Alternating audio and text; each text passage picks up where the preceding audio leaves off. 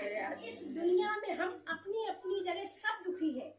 कोई किसी मुसीबत का मारा है, कोई किसी मुसीबत का मारा है, कोई बीमारी परेशानी से परेशान है, कोई अपने बाल बच्चों से परेशान है, लेकिन है सब परेशान। कोई सुखी नहीं, चाहे राजा हो, चाहे रानी हो, चाहे अमीर हो, चाहे गरीब हो, सब परेशान है। लेकिन परेशान क्यों है, ये कभी किसी ने नहीं सोचा कि हमें दुख आता क्यों है।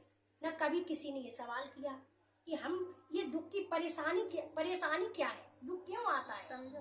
अब दुख क्यों आता है, सेजू बाई जी कह रही हैं कि हम बाहर की चीजों में लगे हुए हैं और परमात्मा को भूल गए।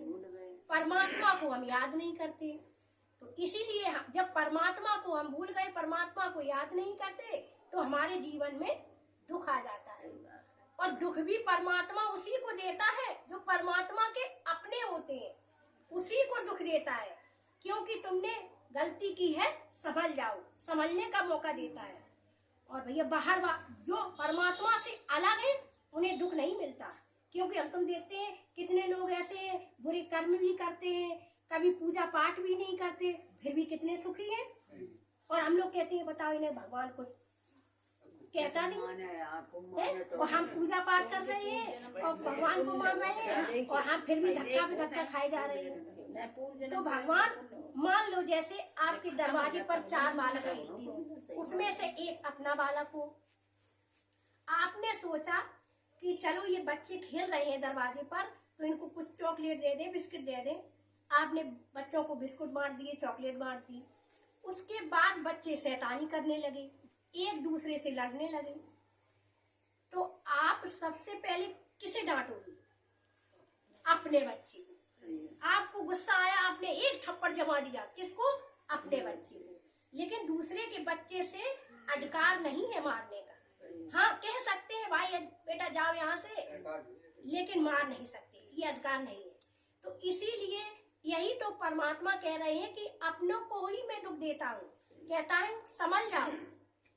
तो यही सेजो बाई जी बता रही हैं, कह रही हैं कि हम परमात्मा को भूल गए हैं और दुनियादारी में फंसे हुए हैं, उसी में हम शांति ढूंढ रहे हैं। लेकिन शांति हमें नहीं मिल सकती जब तक हम परमात्मा का सुमरन नहीं करेंगे, ध्यान नहीं करेंगे, शांति हमारे पास आने वाली नहीं है। कहते हैं कि हमें वह चीज मिले जो कभी नाश ना हो। सेजो बाई कहती हैं हम उस चीज के पीछे पड़े जो कभी नाश ना हो। और नाश कौन सी चीज है? क्योंकि एक जगह शंकर जी ने पार्वती जी से कहा है कि उमा कहूँ मैं अनुभव अपना, ओ हरि भजन सत्य जगत सब सपना। केवल राम का नाम ही सत्य है और सब सपना है। तो सेजो बाई जी कहती हैं कि हम ऐसी चीज के पीछे पड़े जो कभी नाशवान ना हो, वो है परमात्मा का नाम। उसी के हम ध्यान में रहे, चाहे हमें सुख मिले चाहे हमें दुख मिले, लेकिन हमें परमात्मा की याद कभी नहीं छोड़नी चाहिए। तो कहते हैं कि इन सांसों का कोई भरोसा नहीं। जैसे हम सोच लेते हैं कि अभी तो जवानी है, थोड़ा और बुढ़ापा आ जाए तब हम भजन करेंगे, लेकिन नहीं, इन सांसों का कोई भरोसा नहीं कि जवानी में निकल जाए, बुढ़ापे तक हम पहुंचे ही ना। तो आगे एक छोटा सा भजन है।